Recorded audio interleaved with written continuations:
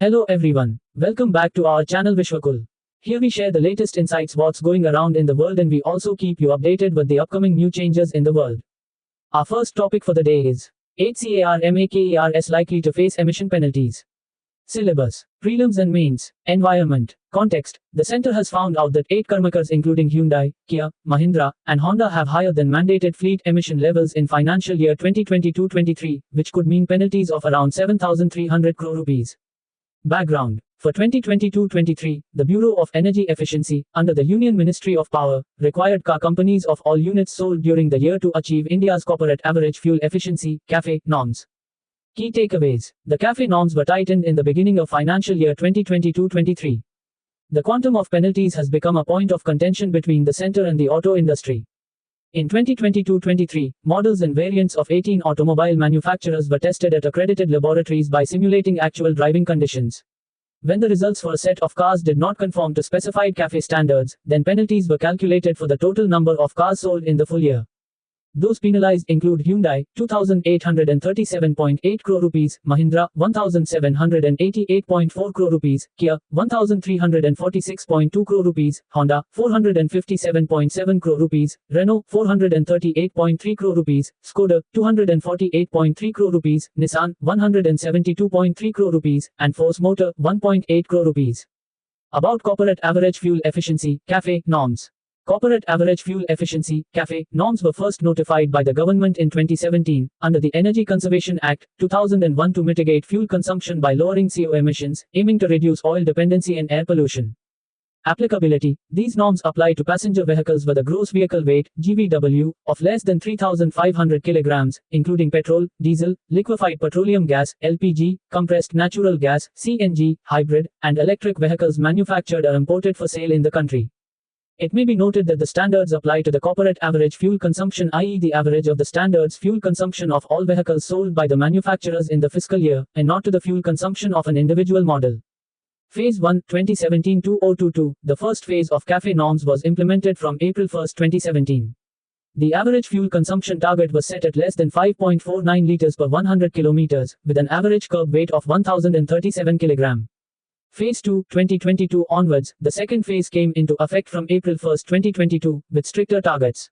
The average fuel consumption target was reduced to less than 4.78 liters per 100 kilometers, with an average curb weight of 1,082 kg. Calculation method. Corporate average fuel consumption, CAFC, the fuel consumption is measured in liters per 100 kilometers and is calculated based on the corporate average curb weight of all vehicles sold by a manufacturer in a fiscal year.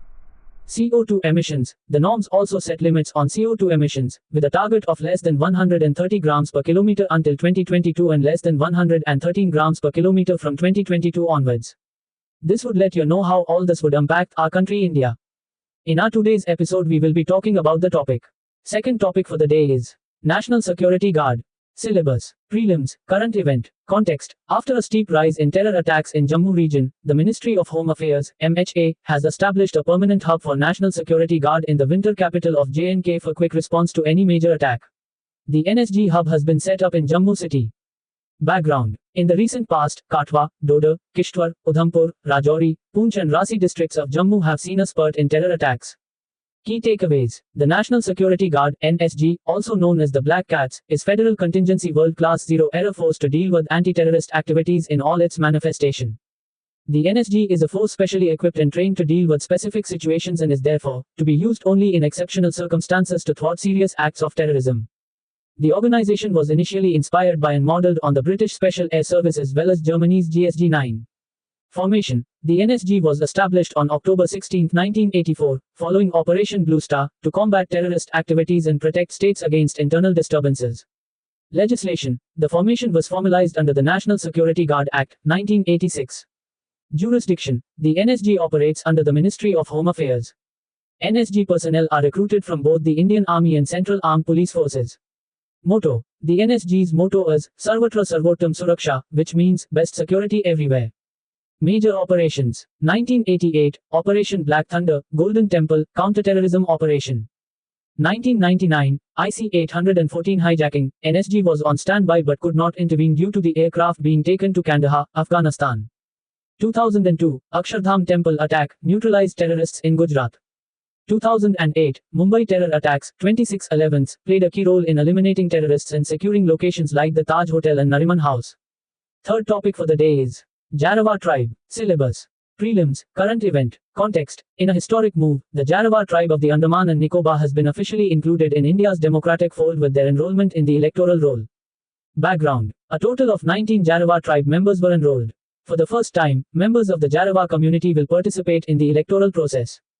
Key takeaways. The JARAWA tribe is an indigenous group residing in the Andaman Islands, specifically on the western coast of the South and Middle Andaman Islands. Current population. The JARAWA population is estimated to be between 250 to 400 individuals. Historical population. The population declined significantly during British colonial rule but has since stabilized. They are classified as a particularly vulnerable tribal group, PVTG, due to their small population, primitive technology, and relative isolation. JARAWA language. The JARAWA speak their own language, which is part of the Ongan language family.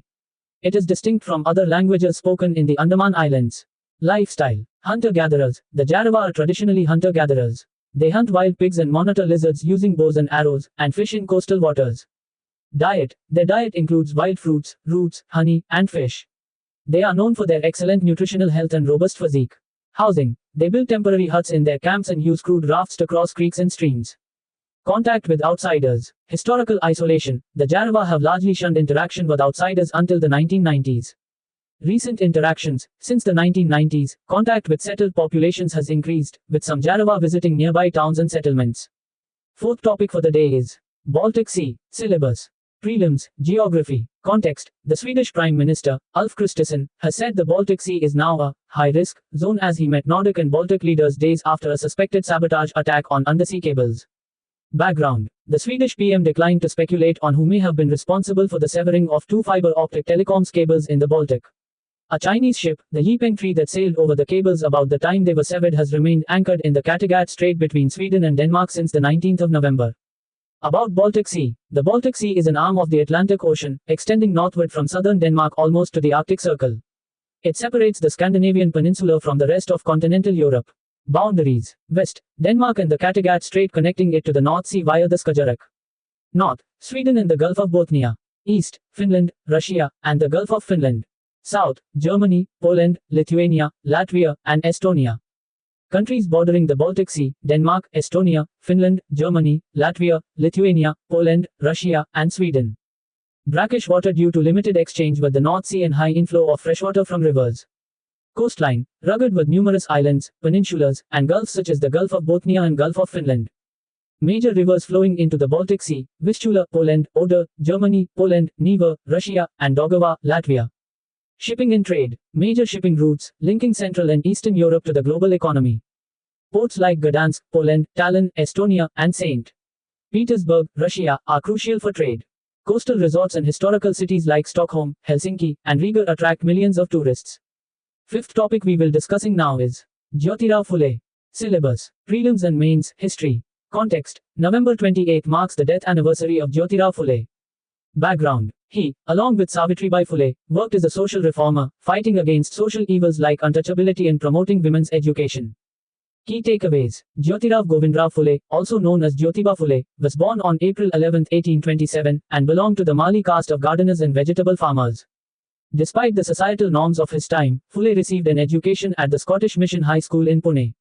He was a talented student and later became a teacher himself. Phule along with his followers formed Satyashodhak Samaj, which meant seekers of truth, in order to attain equal social and economic benefits for the lower castes in Maharashtra.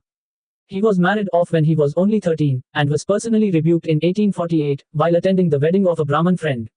With time, he realized the state of women in society and challenged it by first educating his wife Savitribai, and then starting an indigenously run school for girls in Pune. The couple went on to open a school for girls in Videwada, Pune, in 1848. This became the country's first girls' school. Many more such schools were opened for girls, Shudras and Ati Shudras, the backward castes and Dalits, respectively, in Pune, leading to discontent among Indian nationalists like Bal Gangadhar Tilak. They opposed the setting up of schools for girls and non-Brahmins, citing a loss of nationality, and believing not following the caste rules would mean a loss of nationality itself. Authored several works highlighting social issues. Gulamgiri, 1873, Critique of Brahmanical Hegemony and Social Exploitation. Shetkarayacha Asud, The Cultivator's Whipcord, highlighted the exploitation of farmers by landlords and moneylenders. He was bestowed with the title of Mahatma in 1888 by a Maharashtrian social activist Jyotirao Phule. This was all for our today's episode. Keep supporting our channel by hitting a like button. Also, don't forget to subscribe to our channel Vishwakul for more such interesting contents. And do share it with your friends and family.